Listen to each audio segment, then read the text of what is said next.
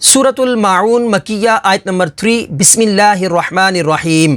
वाऊ ज़बर वा, लाम अलिफ ज़बर ला, वला अलिफ से पहले ज़बर है तो अलिफ मद्दा होगी। या ज़बर या, हा दौद पेश हुद, या हुद।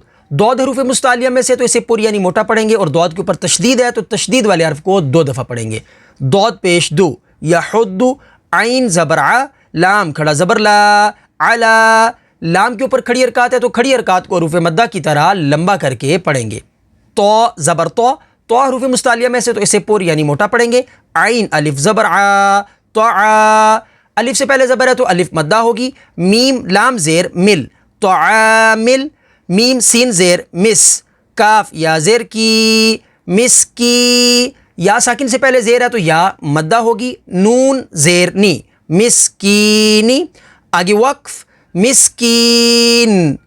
वक्फ़े ताम की वजह से नून को साकिन कर देंगे तो हरूफ मद्दा के बाद आरजी सुकून तो मद्दे आरिज होगी। वला यहुद्दु अला तआमिल मिस्कीन। तो आप या अपने बच्चों को घर बैठे ऑनलाइन तजवीद के साथ कुरान सिखाना चाहते हैं तो हमसे राबिता ज़रूर करें।